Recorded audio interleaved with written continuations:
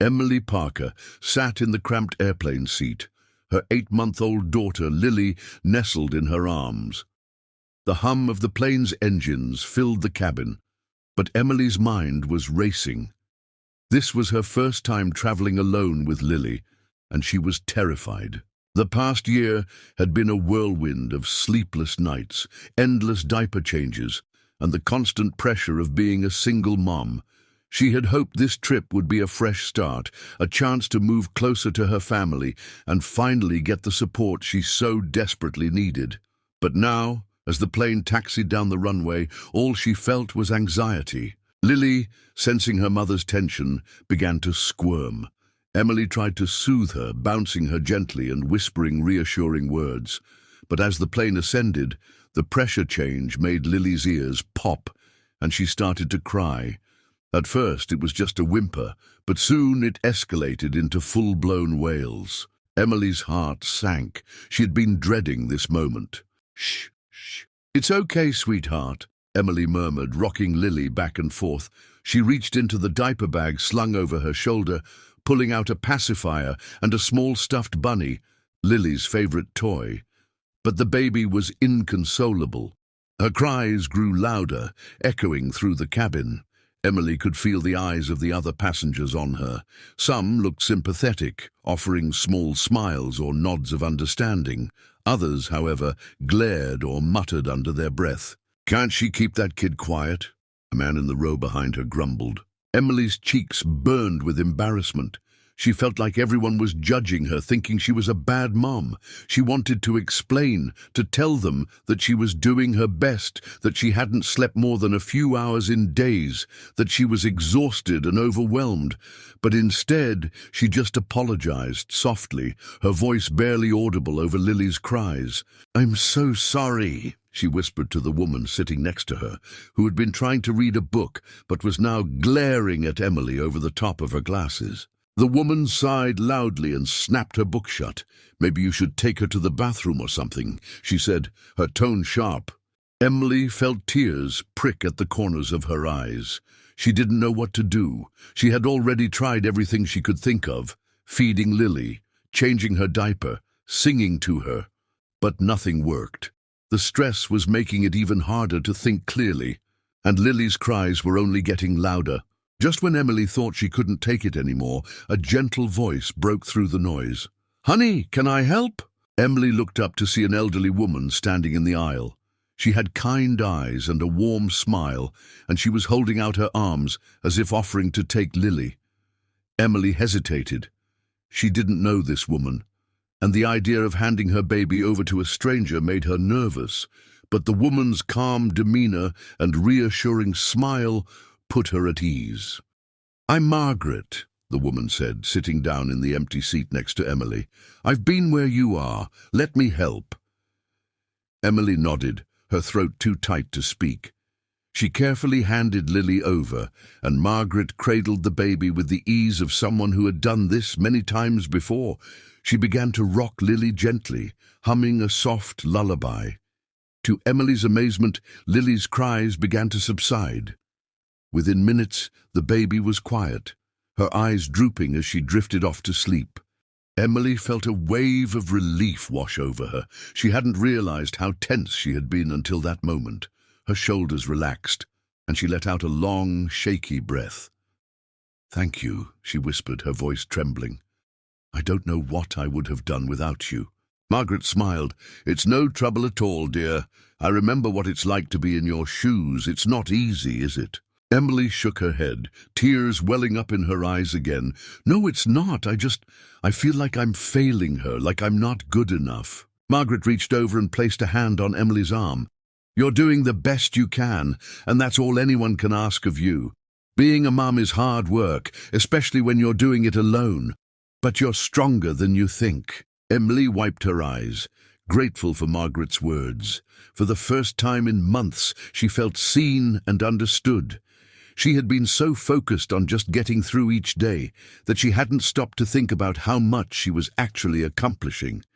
She was raising a baby on her own, working part-time, and still managing to keep everything together, even if it didn't always feel that way. As the flight continued, Margaret shared her own story with Emily. She had been a single mom too, raising 3 children after her husband passed away unexpectedly.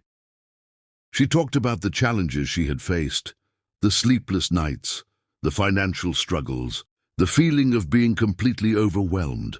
But she also talked about the joy her children had brought her and how proud she was of the people they had become. "It's not easy," Margaret said, "but it's worth it. And you'll get through this, just like I did. You're stronger than you know." Emily listened, hanging on every word. Margaret's story gave her hope. If Margaret could raise 3 children on her own, surely Emily could raise 1. She felt a renewed sense of determination, a belief that maybe, just maybe, she could do this after all. By the time the plane began its descent, Lily was fast asleep in Margaret's arms. Emily felt a deep sense of gratitude for the woman who had stepped in when she needed it most. She didn't know how she would have gotten through the flight without her. As the plane landed and the passengers began to gather their belongings, Margaret handed Lily back to Emily. "You're going to be just fine," she said, smiling. "And if you ever need someone to talk to, just call me." She slipped a piece of paper into Emily's hand with her phone number written on it. Emily felt tears welling up again, but this time they were tears of gratitude. "Thank you," she said, her voice choked with emotion. "You have no idea how much this means to me." Margaret patted her arm. "Take care of yourself, dear, and remember, you're not alone." As Emily walked through the airport, holding her sleeping baby, she felt a sense of peace she hadn't felt in a long time. Margaret's kindness had reminded her that there was still good in the world, that there were still people who cared. And for the first time in months, Emily felt like she could face whatever challenges lay ahead. Emily stepped off the plane, her heart still warm from Margaret's kindness. Lily slept peacefully in her arms, her tiny chest rising and falling with each breath. The airport buzzed with activity, passengers rushing to their gates, families reuniting, and announcements echoing over the intercom. But for Emily, the world seemed quieter, softer, as if Margaret's compassion had wrapped her in a cocoon of hope. As she walked through the terminal, Emily couldn't stop thinking about the elderly woman who had come to her rescue. Margaret's words echoed in her mind. "You're stronger than you think." For the first time in months, Emily felt a glimmer of confidence. Maybe she could do this. Maybe she wasn't failing as a mom after all. When she reached the baggage claim, Emily found a quiet corner to sit and wait for her suitcase. She carefully adjusted Lily in her arms, making sure the baby was still comfortable. As she waited, she pulled out the piece of paper Margaret had given her. It was a simple note, written in elegant handwriting. "Call me if you ever need someone to talk to. Margaret."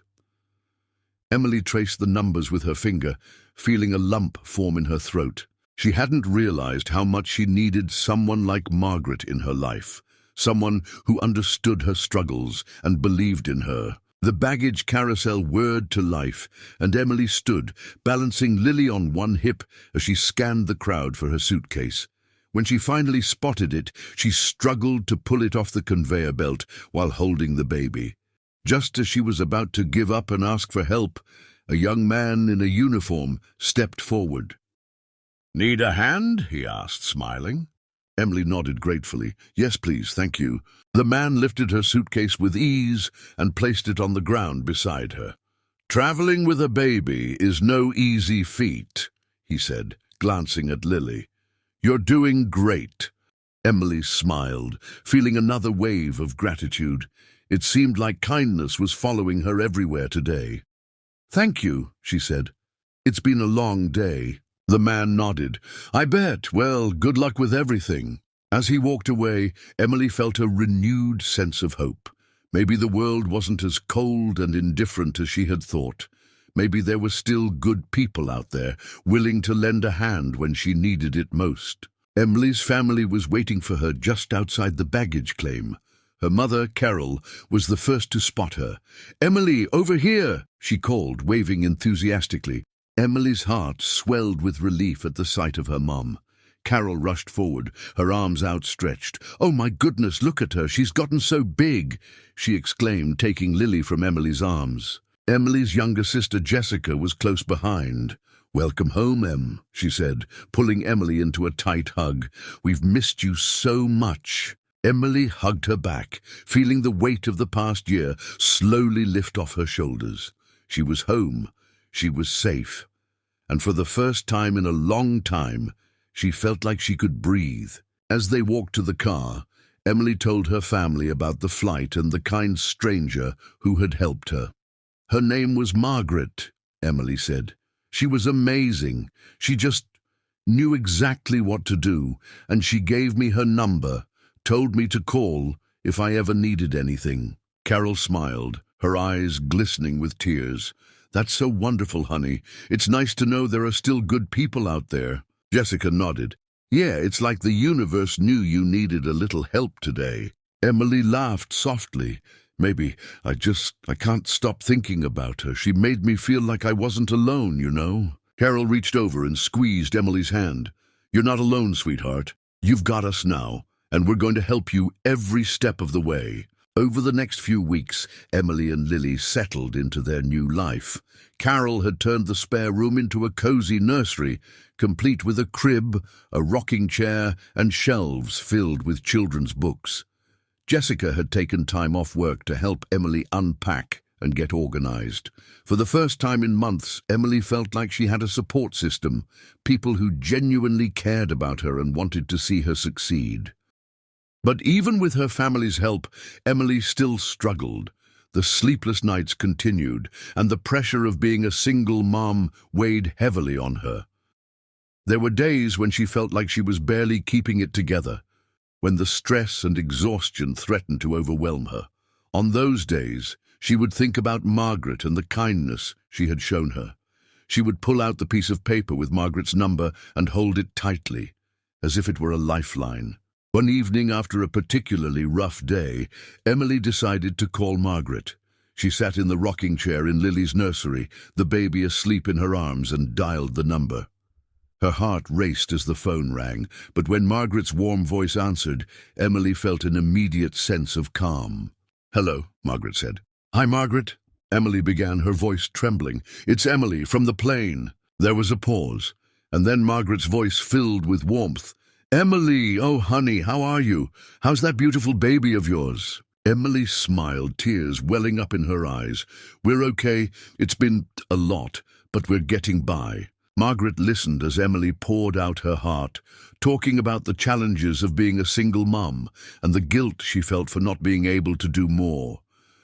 Margaret offered words of encouragement and advice, just as she had on the plane. "You're doing the best you can, Emily," she said, "and that's enough. You're enough." By the time they hung up, Emily felt lighter, as if a weight had been lifted off her chest. She looked down at Lily, who was still sleeping peacefully, and whispered, "We're going to be okay, sweetheart. I promise." As the months went by, Emily and Margaret stayed in touch. They talked on the phone regularly, and Margaret became a source of wisdom and comfort for Emily. She encouraged Emily to take time for herself, to ask for help when she needed it, and to celebrate the small victories. One day, Margaret invited Emily and Lily to her home for lunch. Emily was nervous at first. She hadn't seen Margaret since the plane ride, but the moment she walked through the door, she felt like she was visiting an old friend. Margaret's home was warm and inviting, filled with photos of her children and grandchildren. Over lunch, Margaret shared more of her story with Emily. She talked about the challenges she had faced as a single mum and the lessons she had learned along the way. "It's not easy," Margaret said, "but it's worth it, and you'll get through this, just like I did." Emily listened, feeling a deep sense of gratitude for the woman who had become such an important part of her life. Margaret's kindness had not only helped her on the plane that day, but had continued to inspire her ever since. As Emily and Lily prepared to leave, Margaret hugged them both tightly. "You're doing an amazing job, Emily," she said. "Never forget that." Emily smiled, tears in her eyes. "Thank you, Margaret, for everything." Emily's life wasn't perfect, But it was getting better. With the support of her family and Margaret's encouragement, she began to find her footing as a mom. She started a small online business selling handmade baby clothes and even found time to take a parenting class at the local community center. Through it all, Margaret remained a constant source of inspiration.